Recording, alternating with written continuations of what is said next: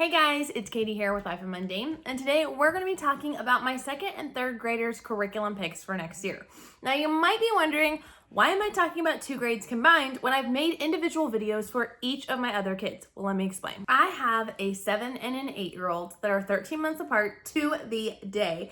And this means that they're very close in age, but they're also pretty close in actual ability.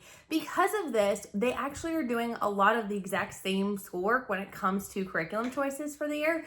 But I have decided not to officially bump my second grader up to third grade because I want her to have the ability to go at her pace. And if at any point it does become too challenging or too hard, I want the ability to kind of scale back without officially shifting her grades. She is the youngest of 6 kids, so she's very aware of grade level. And so because of that, I just wanted that option. If as she continues, as they both continue, they both keep up well and they stay in the same grade, then I have no problem kind of bumping her up at some point. But for now, we're keeping in second and third grade. So let's talk language arts curriculum picks. This year, we're making a lot of changes to our language arts program.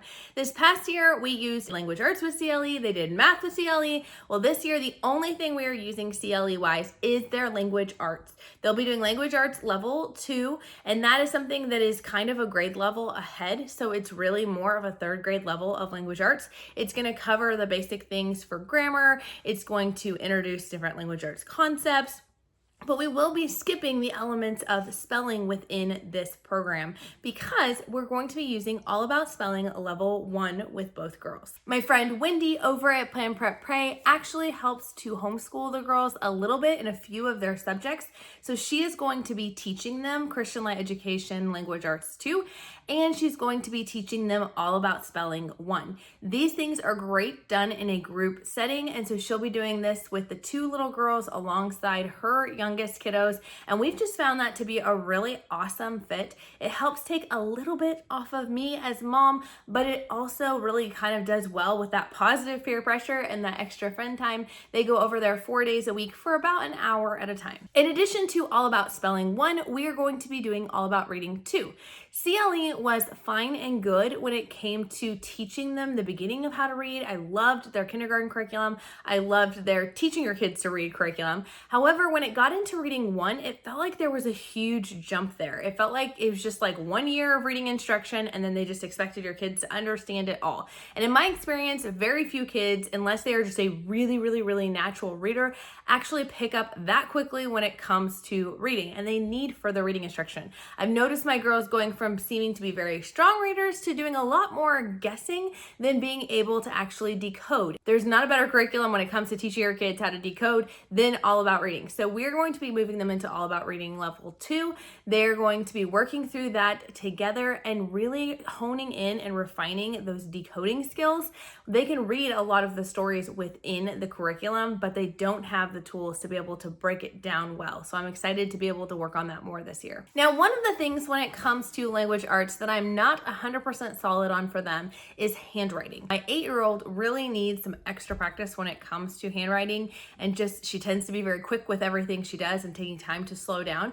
And I don't know that I want to add in a formal handwriting curriculum. I'm thinking just some well-placed copy work into her day, but I'm open. So if you guys have thoughts or opinions on good handwriting curriculum, let me know down in the comments. I just really need the ability to get her to slow down and think through what she's writing, to be a little bit more mindful of that. And so I'm thinking copy work, just that I have done either from scripture memory work or ones that I have her copy passages from different books, but I'd love to hear your thoughts. Next up, let's take a break from our core subjects and talk about 2 of the things that they're going to be doing for extracurriculars. One, they're going to be using the curriculum Kids Cook Real Food next year. Both of them really want to get in the kitchen. That was one of the things when I asked them what they wanted to focus on next year that they really wanted to focus more on. And Kids Cook Real Food is an awesome curriculum that is set up such that your kids can learn not only how to cook, but learning the skills and a lot of the safety things they need to learn when it comes to being in the kitchen. It has a video-based lesson that you watch together as a family or as a group, depending on how you're doing it with your family. and then it has a skill that it teaches within that lesson. You are going to then complete different recipe and be able to practice that skill. And I love the fact that it's skill based instead of recipe based, so that if you have dietary restrictions, or maybe your kids wouldn't eat that, maybe they're kind of picky eaters, you can change up the actual recipe as long as you're using the skill that is taught. We're going to be doing that about once a week, so it's very easy to fit into our school schedule. And then in addition to that, we are also going to be continuing to use Homeschool ASL. Homeschool ASL is an American Sign Language course for elementary students. They also have it for high school. I've actually started out using it with my high schoolers, and I'm now introducing it to my younger kiddos. But this is going to be a curriculum that we utilize, again, just a couple times a week to work on practicing and learning those sign language skills with my kids. My daughter, one of my older daughters, is hard of hearing, and so she really loves the idea of learning sign language, and it has helped her a lot with some of her things. And so they want to come alongside that and learn that as well. For math this year, we are going to be mixing things up. Like I said in the past, we have used Christian Light Education. We are going to put that off to the side, and we are going to switch things up, and I'm going to actually be transitioning both girls into teaching textbooks. They're going to both be going into teaching textbooks level 3, which is the first level that teaching textbooks starts. But this program has been amazing for my older 3 kids. It is something that allows them to work independently. It allows me to have easy access to see how they're doing, because I can check in on the parent portal and see how they're doing with grade wise. It sends me an email every day letting them know how they did.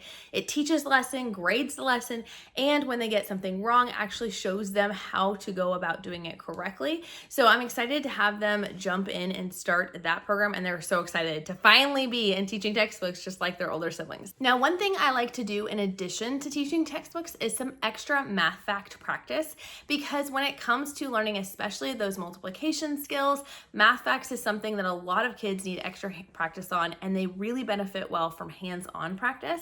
So we're going to be pairing the teaching textbooks with multiplication facts that stick from Kate Snow. This is a series of fun, easy to implement games that you can have done in your home. We've done the addition facts that stick, and just recently got the multiplication facts that stick for my kiddos to start working on as they start introducing multiplication a little bit later in the 3rd grade year. I also am going to be using All About Math.